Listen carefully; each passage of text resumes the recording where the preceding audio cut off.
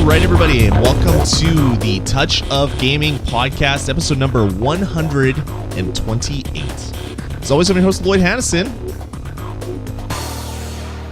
And joining me, Jared Schultz. Jared, I haven't said that name in such a long time. I even forgot how to spell it. What, you mean you don't know any other Jareds? I don't know any other Schultzes. Okay. I know other Jareds.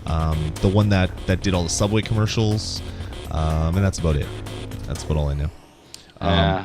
But yeah, no, it's been a long time, man.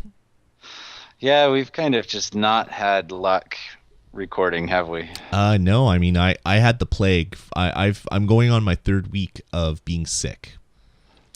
I had the flu, the bad flu that's going around, that's hospitalizing and killing people. Apparently I caught that. And I had a fever for 4 days, splitting headaches, chills, and I've had a cough after that for 2 weeks. Like it's bad. So if I ever like stop talking mid sentence, it's because I'm hacking up a lung. So don't be scared, Jared. It should be fine. I'm probably not going to get hospitalized right now. Good to know. I'll try and cover for you. Mm-hmm. It was terrible. And other things popped in. Scheduling issues, so but we're here and we're ready to do a show, and this is episode 128. This is like a good like I don't know, power of 2 episode of the podcast, so that's a good number. Yeah, if we were in binary, it'd be 1000 with a lot of zeros. I don't want to count how many. Yeah, it'd be a lot of zeros. So yeah, let's what do you say we get into this? It's been a while. I don't even know how the show goes. I'm kind of confused as to what the flow of the show is, Jared. Well, usually first we talk about what we've been playing. We've never done that. I don't know what you're talking about. That has never been the thing that we do. Oh, okay. Actually, you're right. Jared, what you been playing? Well, so I have a couple games I'm going to be reviewing. Actually, I have a bunch of other games, but the ones I'm going to talk about here, first of all, is Call of Snakes.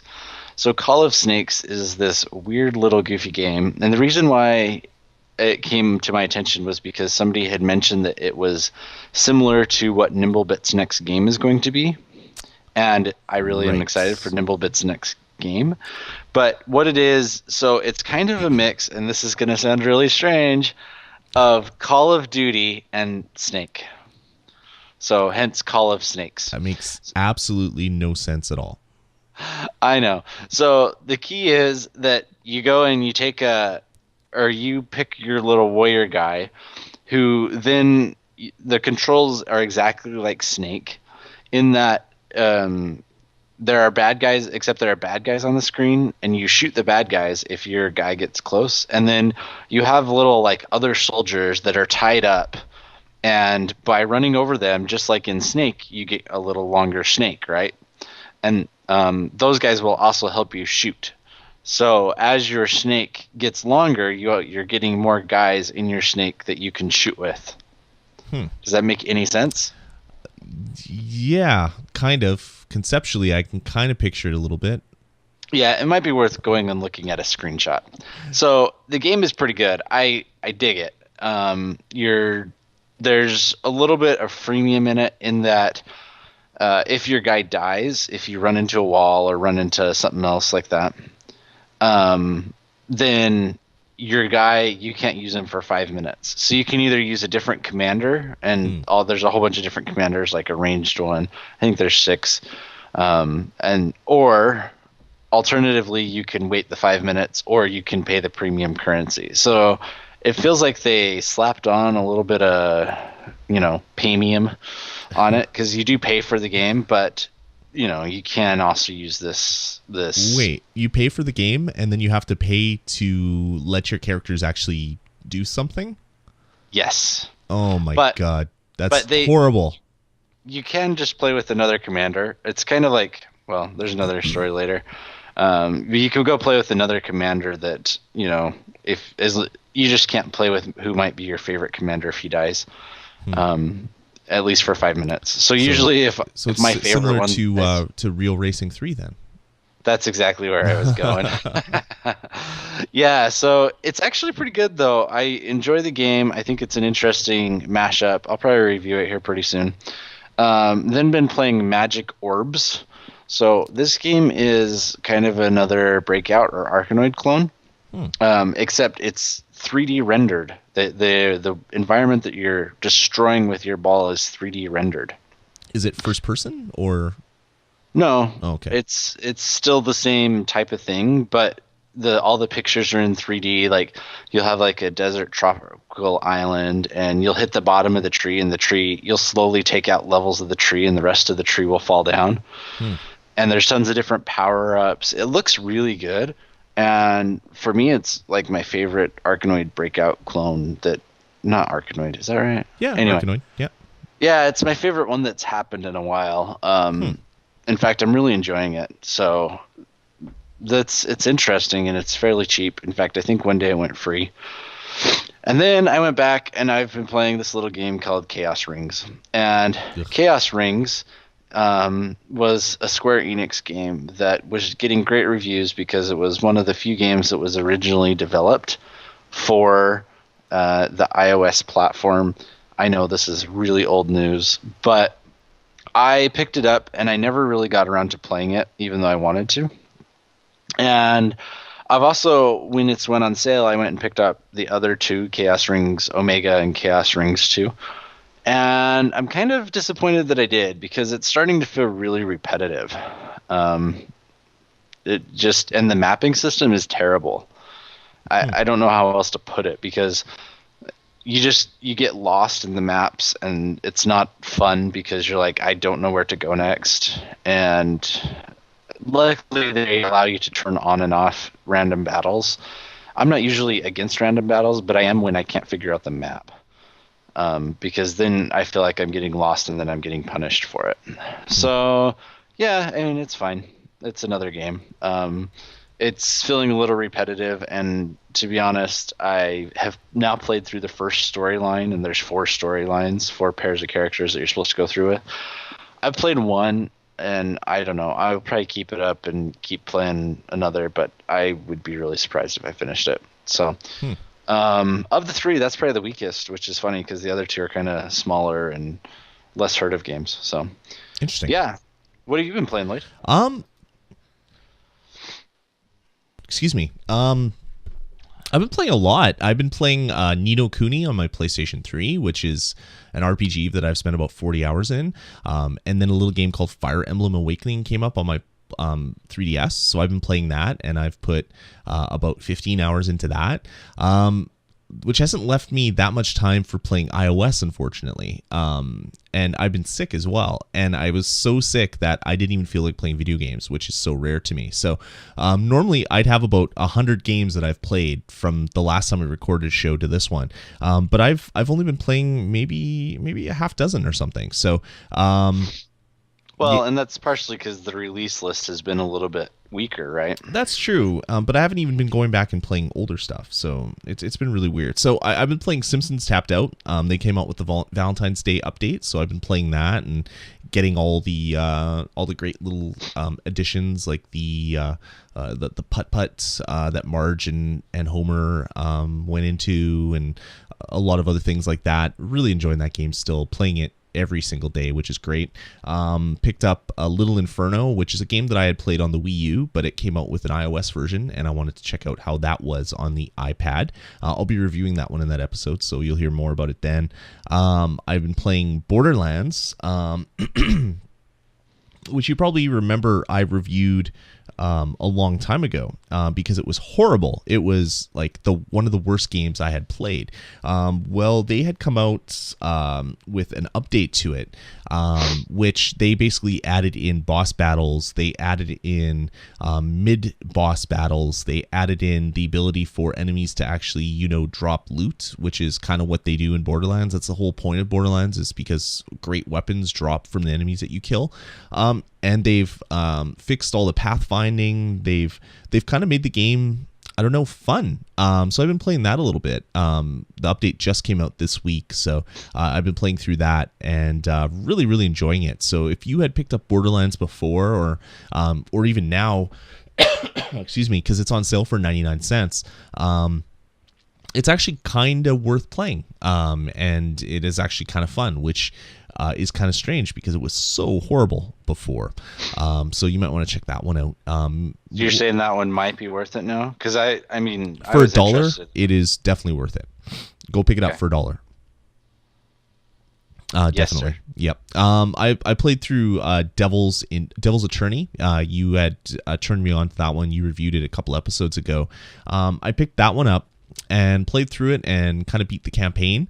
I don't know about you, Jared. I was kind of getting really, really tired of all the talking that happens before the cases. So about halfway through the game, I kind of skipped all of the cutscenes, which kind of ruined the game for me, because then it's just like, do this, do that, do this, do that. I beat it. Okay, next one, skip through the cutscenes. Do this, that, this, that. Okay, now I get to go buy a nice suit and a new fancy bed for my apartment. So I enjoyed it, but I think maybe I kind of ruined my fun of the game.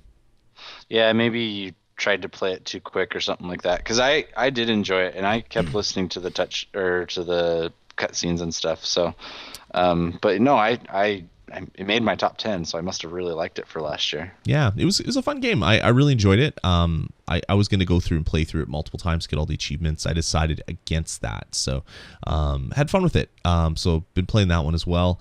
Blockheads came out with an update. I've been playing that. What else?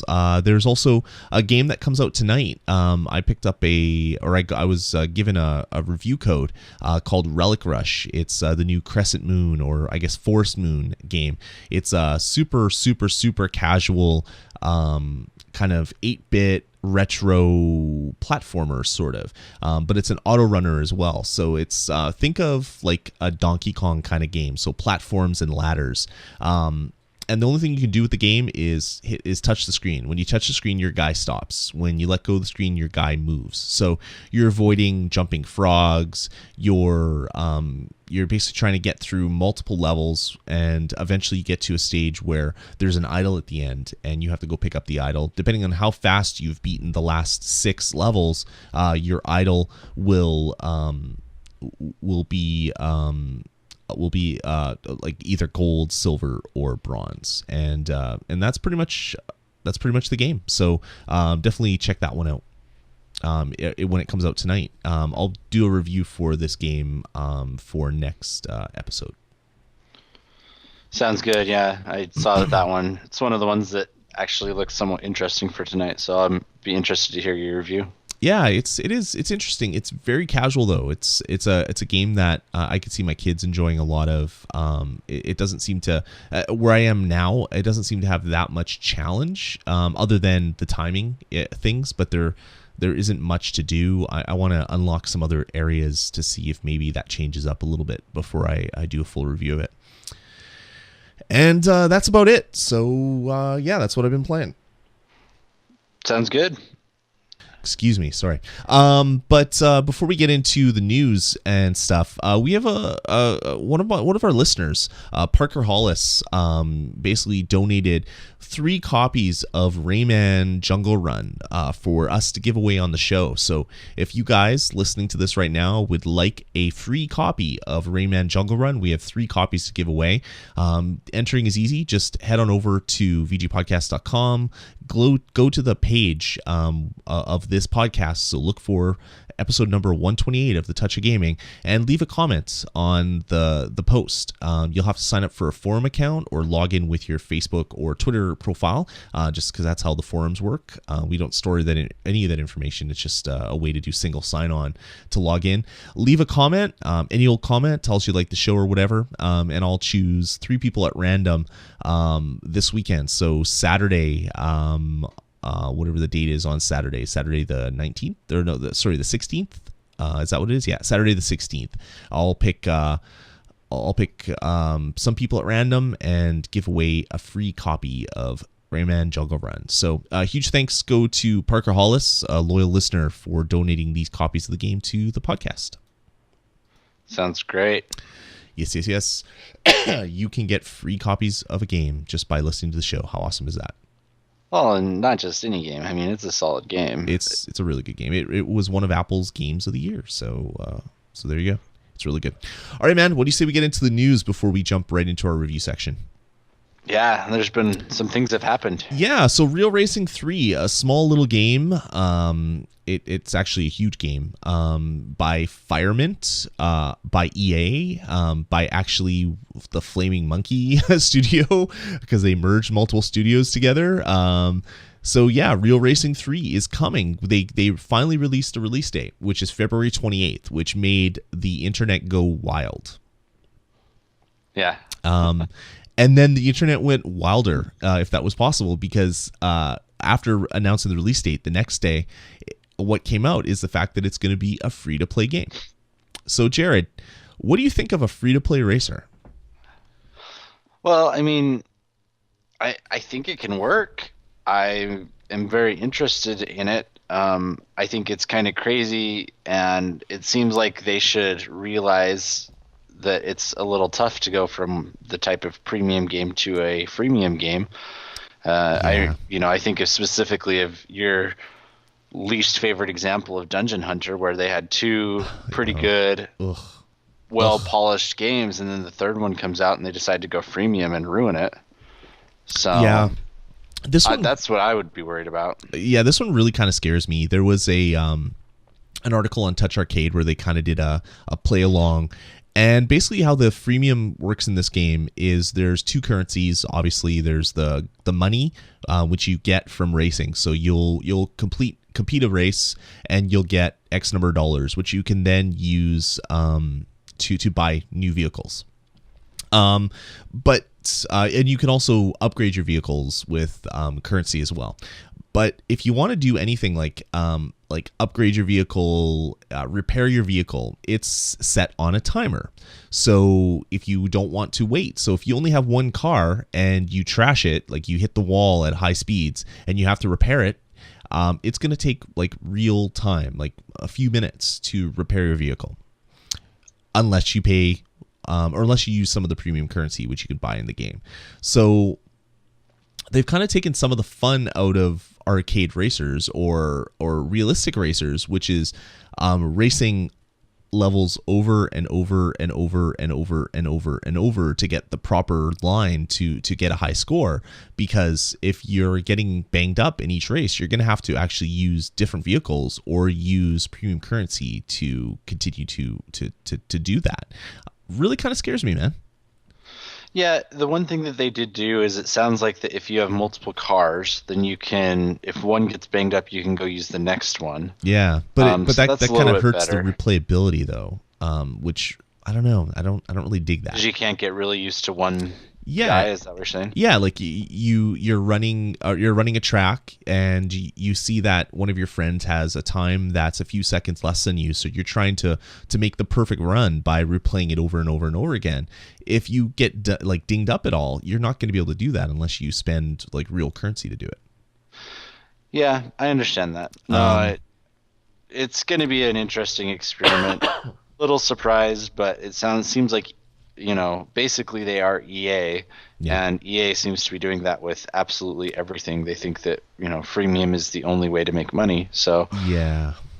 Yeah, yeah. it's scary. Some other cool things about the game are the fact that it's out in Canada tonight is pretty damn cool. So I'll be downloading that one at about 10 p.m., which is right now. So right after we do the show, I'm going to be downloading it. I should actually start it up while we're recording, but that might impact our network performance. So I'm not going to do that. That's cool. The other thing is the fact that they have asynchronous multiplayer built right into the engine. So every time that you race a track, a ghost essentially of your racing performance is set up to the server, and when one of your friends goes to race, they take that ghost race. They basically use what you did in the race to tune an AI, and then they send that tuning file down to your friends so that when they race, they're not just racing against a computer, they're racing against you, and your name and your picture shows up above their vehicle. So you're not actually racing the ghost, you're racing a ghost modified AI. So they take what you've done. I'm fast to accelerate into curves and then slamming on the brakes. I like to bump people. They take all of the tendencies of that run, and then they bake it into an AI file, which then gets sent down as the data, and then you're racing against kind of an AI version of your friend. Kind of cool. I really kind of dig that idea, and I'm really looking forward to checking that one out tonight. Yeah, I mean, it looks really interesting, and that AI stuff looks really interesting. I'll be interested to see how detailed it is, from one person to the next. I've heard some people say that it's more just about times than actually racing like that person as much, but the proof will be after we get to play it a bit, right? Yeah, for sure. Like I've heard both. But I guess people have been playing it all day because it came out in New Zealand earlier because of the way that time zones work. So there have been some people that have been playing it, and some people liked it, and some people don't seem to like it. So it'll be interesting. It will definitely be interesting. Yeah, it sounds like for the same premium price for about $10, you still should get a fairly full-featured game. Just after you play it quite a bit, then you're gonna have to start the waiting game or switch your cars up. So yeah, it really kind of it scares me. The fact that you're getting a game that is essentially like Gran Turismo, looks like Gran Turismo, plays like Gran Turismo, pretty awesome. But I like the fact that it's free. I don't like the fact that I might have to wait to race my favorite vehicle. Yeah, it looks really good though. Hopefully they'll come out with AirPlay quickly again, and that'll be fun. Yep, exactly. Cool. So Apple had a kind of a silent announcement. Jared, what did Apple come out with in the last week? Yeah, it was kind of interesting. Rather than do a whole big show for releasing a new device, they just kind of quietly sent out a text press release announcing that they are releasing a new iPad. It's not actually a new iPad. Well, it is, but it has nothing different in the specs except for the size of the hard drive is increased. So they now have 128 gig iPad. So Lloyd, you gonna go out and buy a 128 gig iPad tomorrow? No, I will not. I still have my 32 gig iPad 3, and I'm happy with it. Yeah, it seems to me like there's going to be a few applications, a few different people that might use this. If you're just gaming with it, and then trust me, you don't need 128 gig. Maybe if you're doing like lots of cross-country flights and have lots of video that you're going to want to watch, and or you're a doctor and use it in your practice. I don't know, but no, it's good. Yeah, it makes sense if you want to have a lot of video, you want to have a lot of media. If you're using it for schoolwork and you want to have a lot of PDF textbooks on it, I can definitely see that. I don't know, being useful for you. For me, I would like to have a 64 gig again, because my iPad 2 was 64 gig. I definitely felt the jump down to 32. I don't know if I need 128, but I think Apple kind of released it as kind of Microsoft's come out with the Surface 128, so we can do an iPad 128. Yeah, and I think it's just kind of like, we'll give another option out there for those people who really want it. There's probably not going to be a ton of people.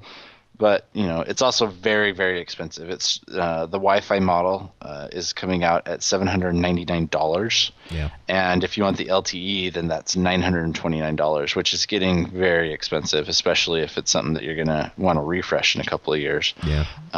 But, I'm sure that somebody's out there that is going to be really excited about this. Yeah, it makes sense. I always thought that they would come out with a 128. I thought it would be a replacement for the 64, and that they'd eventually get rid of the 16. Maybe that will happen with the next revision. But as it is right now, Apple has 4 iPads instead of 3. Well, actually, they have 8 iPads instead of 6, because they always have the Wi-Fi and the LTE version. So yeah, 128 gig iPad. Go check it out. All right, maybe NGMOCO needs a couple of these 128 gig iPads so they have more file storage space on their servers, because NGMOCO, which used to be my favorite game developer on iOS, And I can remember Jared and I talking about NGMOCO and how awesome they were, and then how they kind of fell from grace. They're actually shutting down the servers, I believe, at the end of February for We Rule, Godfinger, and the Touch Pets games. So whether if you have cats or dogs, they will be shutting it down. So I think NGMOCO is just kind of done. Are you gonna go take care of your dogs one more time? No, I will not. No, to me it's kind of sad. But it's kind of, you have to realize about these games that are stored on servers, while they're making money for the publisher. Yep. Then they will support it with servers. But realize that at any point they can take away everything you have and shut down their servers, and you can't do anything about it no matter how much you love the game. Yep. And it's just something you have to realize. I mean, Godfinger to me was very innovative. I wish that they would have seen a bit more support, because it seems like it was about that time that they got bought out, and you just kind of stopped seeing the updates to it. Yep.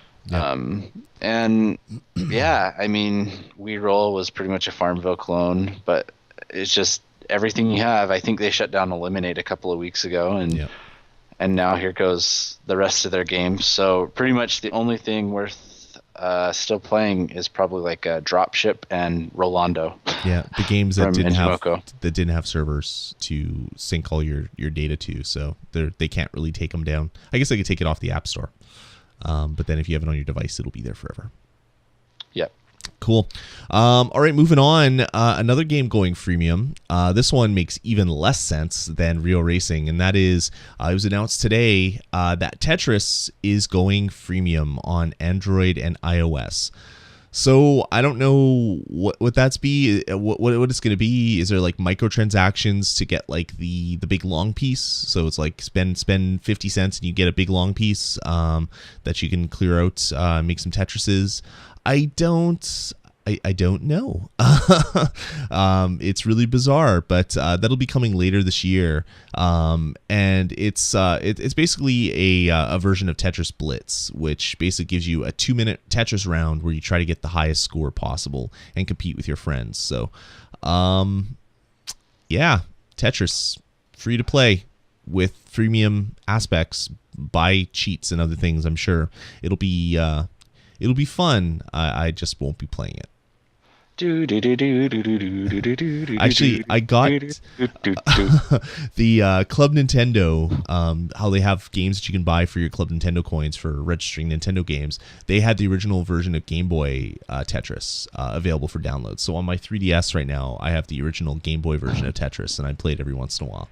Just because I played that game for like hundreds and hundreds of hours. It was one of the only games that I owned for the longest time when I first got my Game Boy. Yeah, it'll be interesting to see how they apply it. Hopefully they don't ruin it. But I'm kind of concerned. It's more like a Facebook game. I could see where that would be like Bejeweled Blitz. It makes sense as a Facebook game, but on your iPhone, it doesn't really make sense. So I don't know. We'll see what happens, man. All right. Hey, did you ever play Galaxy on Fire? I did. It was a pretty awesome 3D, space trading game. It was pretty damn awesome. Yeah, and the world was absolutely huge. I remember I played for a couple of hours, and I was still in like the first 5 systems, and there's like 30 in the game, and it's really cool. There's great mining in it. Mm-hmm. So now, what if we turn this game into an MMO? As long as it's free to play, I'm there. It's free to play. Oh, okay, I'm there. That sounds good to me. No, I think it's really interesting. I'm not quite sure what type of game they're trying to go for. Maybe kind of like an EVE Online type thing. Yeah, they released some screenshots. It definitely looks kind of EVE-ish. Yeah, that's kind of what I was seeing. So it'll be really interesting. This is one that I'm really looking forward to. It looks like the graphics in it are just way better. Yeah, they look stupid. There's only been like 1 or 2 screenshots, but if this is straight out of the game, then it looks like they have made it significantly better, which is great. Mm-hmm. And it's something to really look forward to. I'm excited about it. Yeah, it looks really good. It's called Galaxy on Fire Alliances. It will be coming later this year, and it's called Alliances because you could join an alliance with the Terrans or the Vosk or the Nivellians, all names that I'm reading off of a press release because I do not remember the actual races in the game. So yeah, that's essentially the game. It sounds like it could be interesting. We'll see what Fish Lab Studios does with it. I'm kind of intrigued for the very least. Definitely. Awesome. Well, that's about it for news. What do you say we get into reviews, my friend? That sounds excellent. All right, kick it off with whichever one of the reviews you want to review while reviewing that's it. Tough choice. I am going to review, first of all, Pixel People. And Lloyd, feel free to chime in here because you said that you did play it a little bit. Probably not as much as I have. So Pixel People is the new hotness that's out from Chill and Go. Lots of people are talking about it, and there was a game a little while ago called Doodle God where you were combining different elements to make a third element, and then you could use that third element and one of the first two to make a fourth element, and slowly it just expanded from there, and there's just a ridiculous number of elements that you could make eventually.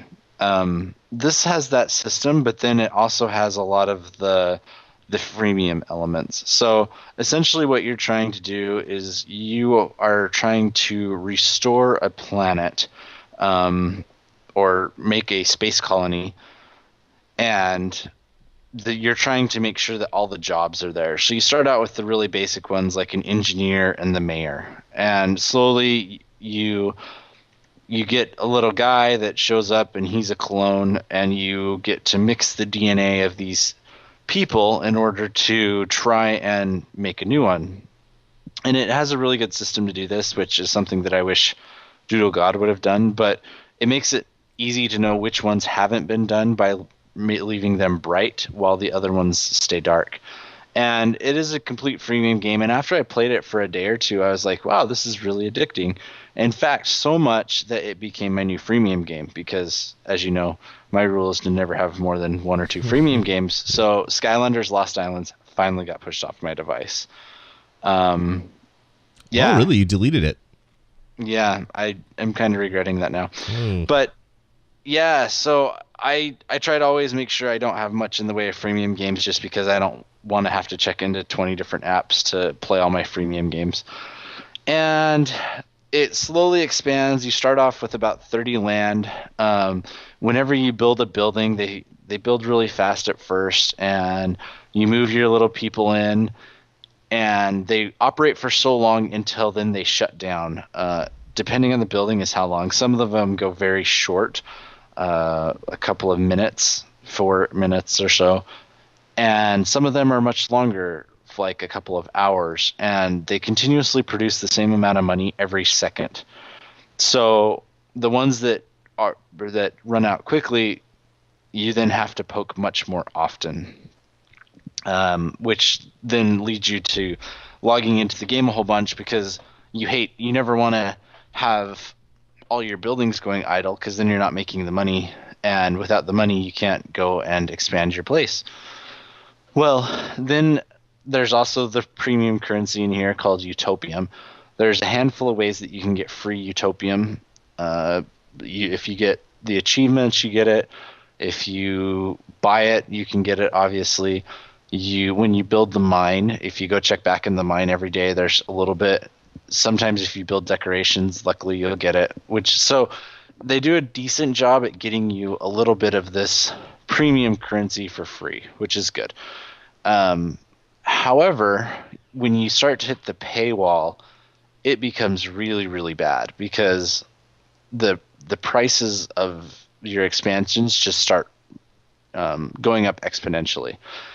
I think my next one is like $110 million or something like that. It's just nuts.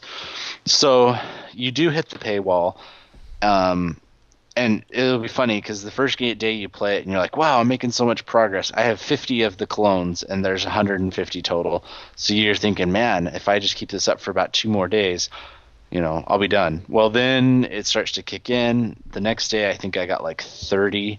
Then the day after that, I got like 15. And then it just slowed way, way, way down. I've been playing this game for about 2 weeks. Of the 150 originals, I now have them all. I got the last one actually today. And I was actually debating deleting the game just because I'm kind of sick of just going and poking buildings.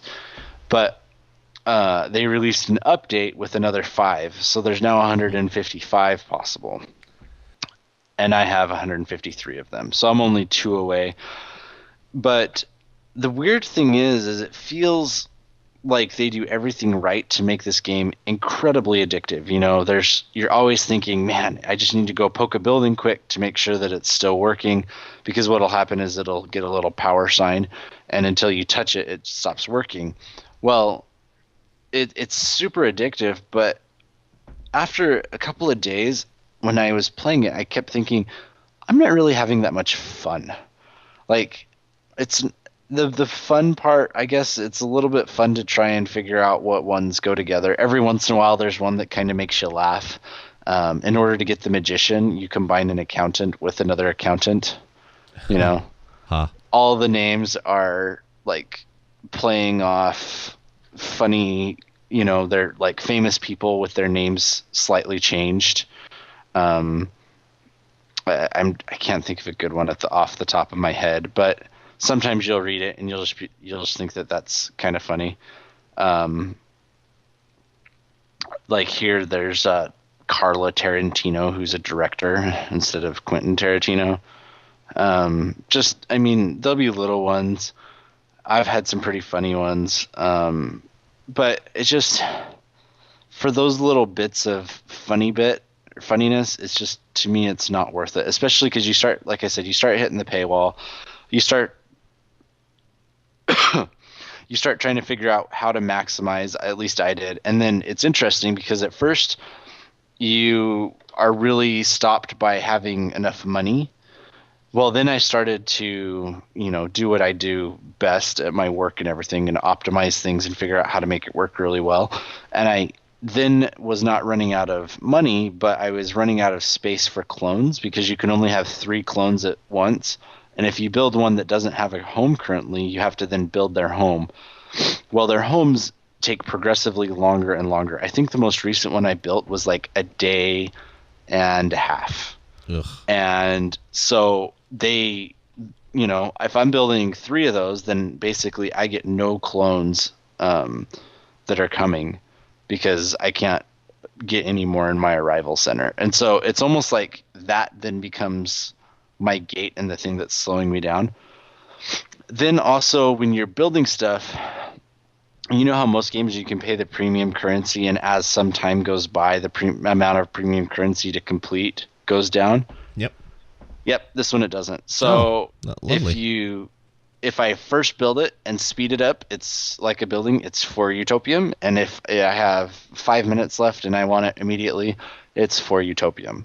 So that's kind of annoying to me, because it just doesn't feel fair, because I know there's a couple of times when it's like, I want to go to bed, so I would be willing to pay 1 quick Utopium to pay, the last 10 minutes so that I can go to sleep and get this thing done. But I don't really want to pay 4, because 4's, kind of a lot and takes a little while to collect. So there's just a lot of these things. Then your buildings will create hearts, and you collect the hearts, and the hearts will give you different surprises. Sometimes they'll give you money, sometimes they'll give you premium currency, but more often than not, they give you animals, and the animals are completely worthless. Like, I do not understand the reason to have the animals at all. I've collected a whole bunch of them, but it's like, I don't really want them. I don't understand why I'm collecting them. It's not like they're on display or anything like that. So anyway, what I'm saying is, I think this game is incredibly addictive, but I don't think it's that much fun. That's my final summary of the game. It is free. You probably, if you really get into it, it's pretty hard to get through it without paying at least a little bit. There's one bonus that allows all your buildings to double. So instead of working for 4 minutes, they'll work for 8, and that's 99 cents. But it's just, I don't know. I think there's even better freemium games out there. So I would say that for the most part, even though it's getting high reviews and we'll probably get hate mail for this, I don't really want to recommend this game to people. In fact, I'm going to give it a 2 out of 5. So just avoid this game. You don't really need it. Do you have anything you want to add, Lloyd? No, I played a little bit about it, and yeah, it's like you take a little bit from column A, you mix it with column B, and you get column C, and then you can use column C to mix with column A to get column D, and then mix C with B to get column E, and it's like, okay, well, I've done this so much, and it's just like, well, I don't want to just do it more and then have it take more time to do the exact same thing. So yeah, it was just, I like the art style. I like kind of the pixel kind of retro art style, but the art style wasn't enough to get me playing the game. Like, it didn't seem to have enough game elements into it. It just seemed like you do stuff and it takes time, and then you wait, and then you could do more stuff after you've waited for that stuff to happen. So yeah. I'm just not a huge fan of it. So, I know that it's getting great reviews, but I don't recommend it to people. You'll probably end up addicted to it like I did, and then you'll realize that you're not really having much fun and that you could use your game time better other places. So that's my opinion on it. If you disagree with me, tell me in the forum. I'm willing to listen to your ideas, but yeah. Yeah, not a good one. Yeah, it's not one that I'm going to recommend. So awesome. 2 out of 5, Pixel People. It is a decent. You'll get addicted, but you won't have fun. Games are supposed to be fun, aren't they? I seem to remember that being one of the things that games are supposed to do. So yeah. All right, moving on. I'm gonna do a review of a little game called Little Inferno. It's $5 on the App Store. It's by the same developers as World of Goo. It's being released on the App Store rather, by a company called Experimental Gameplay Group. So Little Inferno is basically about you burning things. So you are this kid in this world, and you receive the Little Inferno home fireplace kit. And essentially the game is about you burning things. So you buy something from a catalog and you burn it. And when the thing burns, it spits out coins, which is more coins than what it costs to buy the thing. So you're buying different things, getting more coins, buying different things, getting more coins. The game is like really, really, really meta, to the point where the game is making fun of all the games on iOS with like throwaway in-app purchases and all that stuff. It has this like real kind of, I don't know, it kind of makes it kind of I don't know, funny to play, because you're seeing some of the letters and things that you're getting, and they're kind of making fun of you for playing the game, sort of. Really kind of odd, but a lot of fun. So that's basically it. You're basically burning things, buying more things, burning things, and then when you get to a certain point in the game, you've bought everything in the initial catalog, and it's like, well, how do I move on? Well, the game then teaches you how to make combos. So you burn 2 different things together, and then you'll make a combo. I'm actually going to open up the game right now so I can give you some of the combos that you're making. So you'll burn you'll burn 2 items together, and then they unlock a combo. The combo, what it does is it gives you coupons for speedier shipping, and then it also gives you coins as well. So you get bonus coins and things to make items appear faster, which is always a bonus. You make X number of combos, and then you'll unlock the next catalog, where things are a little bit more expensive, and then you're making combos with items from catalog 2 and catalog 2, or catalog 2 and catalog 1. So there's a simple combo. The first combo in the game, number 1, is called the Bike Pirate combo. It doesn't get spelled out any more than that. You buy the little wooden bike and you buy the pirate doll, you burn them at the same time, and you unlock the Bike Pirate combo. And it goes all the way down to, like, when you get close to the end of the game, there's 99 combos. There's one called the Mini Milky Way combo. So you have to basically place 3 planets or 3 celestial objects and burn them. Or the Spam Cloud combo. So there's an email one, and then there's also an internet cloud one. You burn them at the same time, and that happens. There's some combos that take 3 items, etc., etc., etc. And that's pretty much the game. My playthrough took me about 5 hours to unlock absolutely everything. I played this game until I got every achievement because there's a full 1,000 game center points. So I wanted to unlock every single thing. And I had a fun time doing it. I played this game on the Wii U, so it's not the first time that I played through this game. The difference is on the Wii U it was $15, and on the App Store it's $5. So in all, I've spent $20 on Little Inferno, just a little toy to burn things. And the main reason why I did it is there's this little character in the second catalog called Kitty Kitty Poo Poo Plushie. And the reason why I like that character, other than the name is awesome, is when you burn Kitty Kitty Poo Poo Plushie, it actually explodes with a bunch of crap. And literally, like, it poops all over the place. These big piles of turds, essentially. And which I find funny because I'm super childish and that stuff makes me laugh. But my kids, the first time I did that, they almost died. They were laughing so hard. So essentially what I wanted to do was make basically a fun time waster for my kids. So I got it on the iPad and they have fun. They order like 7 kitty kitty poo poo plushies. They put them all on the screen and then they burn them at once. And the screen fills up with feces, which then burns at the same time. And the iPad slows down to a crawl. So essentially this game to me is a poop simulator. And I'm the first one to admit it. So it's a $5 poop simulator. And feel free to come into the forums and make fun of me for it. But if you hear and see it, it will make you laugh and you'll want to be playing with poo as well on your iPad. So that's essentially Little Inferno. So the game isn't only about burning things. Near the end of the game, it changes from you burning stuff to you kind of going on a little mini adventure. Steven in the chat room says it's Call of Duty. So yeah, there you go. That's awesome. A first person something that also starts with S, which I won't say on the podcast. That is awesome. You are awesome, Steven.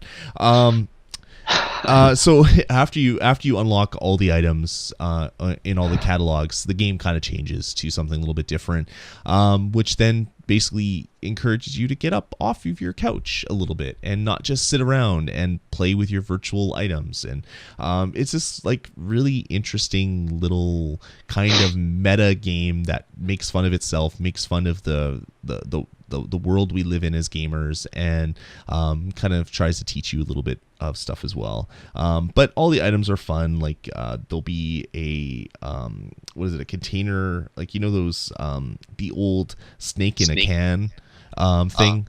I'm getting echo. Sorry, I have to turn that down. I'm getting echo from you. So there'll be like a snake in a can thing, but when you open the snake in a can, it's actually filled with hypodermic needles, which then fly out at things. So every item has some sort of unique thing to it where it does something funny or does something crazy when it burns. So just playing with all the items themselves are just so much fun. So anyway, that's Little Inferno. It's $5 on the App Store.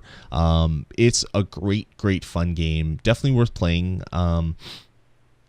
I think I enjoy it more on the iPad than I did on the Wii U, just because you're not using a stylus on a little tiny screen. You're actually just using your finger and throwing things around. It seems to be a little bit more easy to play. And it's $5, so it's a pretty good deal, if only to see Kitty Kitty Poo Poo Plushie defecate all over your iPad screen. And it's a third of the price of the Wii U as well, which is always fun. So anyway, Little Inferno gets a 4 out of 5 from me. It's a great game, definitely worth playing, or worth watching at least. It's pretty unique. I don't think there's much else like it on the App Store. So do check that one out, Little Inferno. Yeah, and it sounds like everyone says that there's some sort of like kind of like lesson to it type thing, that there's some like serious moments, but doesn't ever take itself too seriously. No, it makes fun of you for playing games that have in-app purchases and throwaway items. Like you're buying fake diamonds in a game that you're just throwing away. It's kind of it's very self-referential and meta, so it's a lot of fun. Yeah, I think this is one of the ones that I'm going to have to go sneak the iPad away to play. So that's one of the ones I really want to play when I get some iPad time. Yeah, it's a lot of fun. Awesome. So you have another review, man? I do, and you've also played this one a little bit, so again, feel free to chime in. So, how do you want to say it? Dungelot? Dungelot. All right. So, it's Or D-U-N-G-E. based on our last review, it could be Dungelot because that's what Kitty Kitty Poo Poo Plushie does. He or she dungs a lot on your iPad. There you go. So, we're just have a theme show now. We have Pixel People, which is kind of a crappy game, and That's awesome. the poop show. Yeah. Anyway, so Dungelot.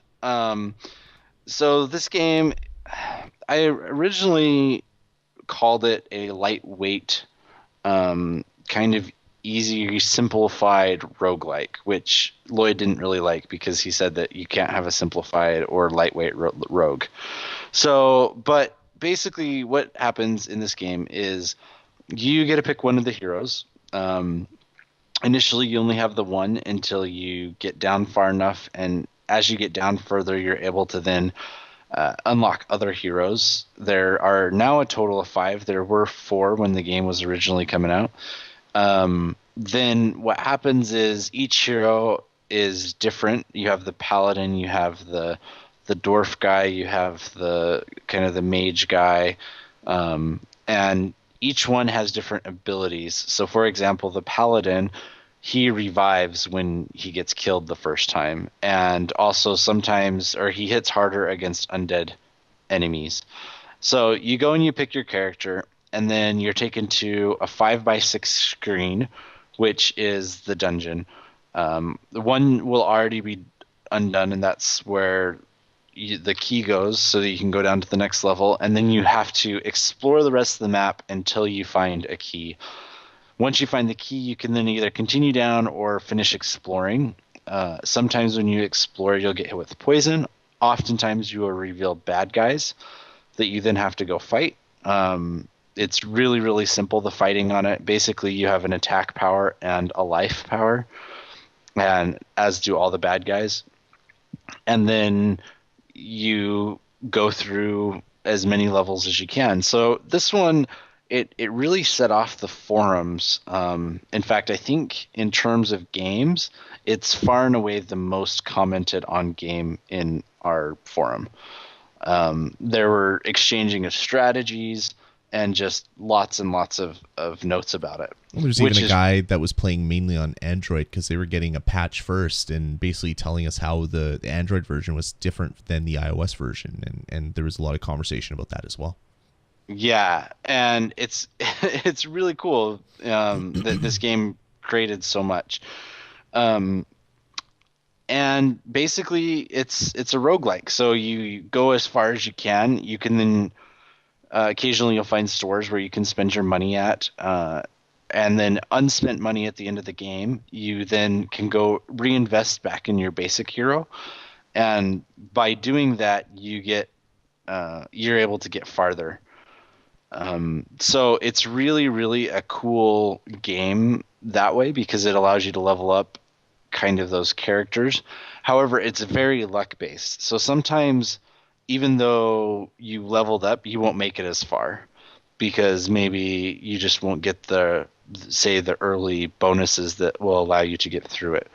So it's important to note here that we have a major update that just came out this week, about 2 days ago. So the majority of my playing time was before the update. And it's interesting because the update actually made the game significantly easier.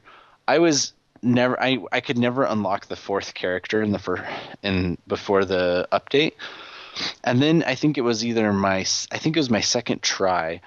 I just got rolling and I got down to like level 70. And it was really, really, I don't know why. I think it was kind of luck, but I was able to unlock the other ones. So sometimes no matter how good you are, you'll get lucky, and sometimes you'll be unlucky and you'll find guys early that poison you and hurt you before you have potions, etc. Additionally, prior you had 8 slots that you had for inventory. Now you have 4 slots for equipment and 4 slots for spells, and it's kind of split up. I'm not sure if I like that because I kept most of mine as equipment and only had like one or two dispels, so it means that you can't quite, get the equipment quite as nice. In addition, some of the equipment I wish was stackable, because otherwise it just takes up tons of space for not that great of a bonus. For example, you get like the Furious rune that adds one to your attack, but one to your attack really isn't that big of a deal later in the game, and so it feels a little strange that way. I think that they should at least stack onto each other so that you're not having to sell quite so often. But yeah, so it's really I think it's a great game. I think it's really unfortunate because I think that this latest update hurts the game some. If there is a way that you could just roll back your updates, I think I might on this game, which is really rare. Usually, you always like the newest and best version of it, but this is one case where I'm worried that they listened too much and maybe overcorrected. They also have already announced that they're working on Dungelot 2, which I don't know if I like because I feel like they still should be supporting Dungelot, the first one. And I just don't want them to worry about that. I don't know if that makes sense, but it just, the game is still so new. Yeah, I mean, it hasn't been out for a year, so it seems a little bit early to be working or to announce that you're working on the sequel. I think it's only been out 2 months. Yeah, exactly. So it hasn't been out very long at all. I think it came out in December, and they're already working on a sequel. So it's a good game. Overall, I would recommend this game. Unfortunately, it was probably like a 5 out of 5 game. And then with the latest update, I think it dropped to 4 out of 5.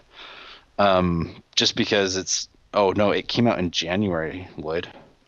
Oh, so it's been out yeah. just over a month because I just looked it up. It came out January 10th of this year. So the game, and they're already announcing a sequel. It just feels a little fast, and it feels like they should work on this one a little bit more before they jump to the sequel. So I don't know. What were your thoughts on it, Lloyd? Did you have anything you wanted to add? No. That's about what you said is about what I thought about it. As you said, I didn't think it could be called a roguelike because if it's easy and casual, that's the that's not a roguelike. That's the opposite of what a roguelike is. But when I got in the game and played it was a lot of fun.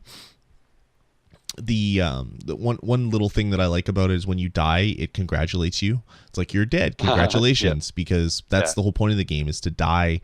Because when you die, it gives you X number of dollars for how far you went, how many rooms you unlocked, how many different things you do, and then you use that to upgrade your character. So it really kind of just I don't know, solidifies the fact that you're basically playing this game to die repeatedly so that you could get bigger and better upgrades on your character. So I really like the game. I played a little bit of the new update, and yeah, I don't like it so much. But we'll see. We'll see if it gets updated a little bit more, maybe changing some of the stuff back.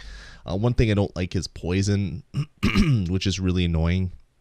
You find little things that will basically take away the poison, but sometimes you don't even realize that you're poisoned until you realize that you've made like 10 moves and you've taken 10 damage for doing that. If you have the poison antidote, it should just auto unpoison you.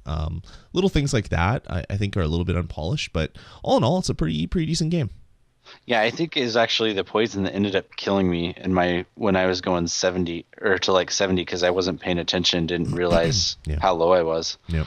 So I mean, it's a really good game. I think it was a little bit better, which is unfortunate because I do like some of the additions, but I don't like all of the additions. So we'll see how it continues to develop and expand. For the most part, it's a very interesting game. The graphics on it are pretty kind of cutesy and fun. So, I mean, overall, it's a good package, and hopefully we'll see some continued support out of it because that could really make or break this game. Yeah, exactly. Cool. So what's your final score? Currently a 4 out of 5. Awesome. So I think it would have got a 5 out of 5 prior to the update, but yeah, I think they did more damage to the game, but maybe they made it even more accessible. So it's an accessible roguelike. Yeah, which is odd. Excuse me. So yeah, there you go. That's Touch of Gaming, episode number 128. Thanks again to everybody for staying subscribed and tuning in and sending us emails to make sure we're still alive. I do appreciate it. Sorry it was such a delay from last episode to this one, but yeah, there's definitely some sickness and other things got in the way to prevent us from coming out with the show. And also a huge thanks again for the codes that we're going to be giving away. Just a reminder, if you want to win a copy of excuse me, Rayman Jungle Run, just post a comment on this show, and by the weekend I will choose 3 winners to give away the 3 codes that Parker Hollis so graciously donated to the show. So again, a huge thanks out to Parker for doing that, and we will give them away and make 3 people very, very happy with a free copy of one of Apple's games of the year for last year. Head on over to vgpodcast.com. You can join our forums from there. You can send us an email us directly at vgpodcasts@gmail.com, or you can call our voicemail line. Let us know what you think. 505 VG Podcasts. Follow me on Twitter. I'm at Dasme. Jared is at the Quacko. And Jared, that's gonna about do it for the show, unless you have anything else to add. No, I think that's good. Thanks again to everybody for sending all the emails and joining the forums. It was great to chat with everybody, even though we weren't putting out shows. So this should probably be the last delay for a little while. Even if we're not both able to make it for a show, we'll try to get something up on the feed as often as we possibly can. So don't worry, guys. More shows are coming. All right, guys, so that's going to about do it for this episode. We'll talk to you next week, and have fun. If you're in Canada, go download Real Racing 3 and let us know what you think. and make friends with Lloyd so he can race against you. Yeah, exactly. So you can race against your ghost. Exactly. So, let's do that. All right, guys, take it easy. Bye.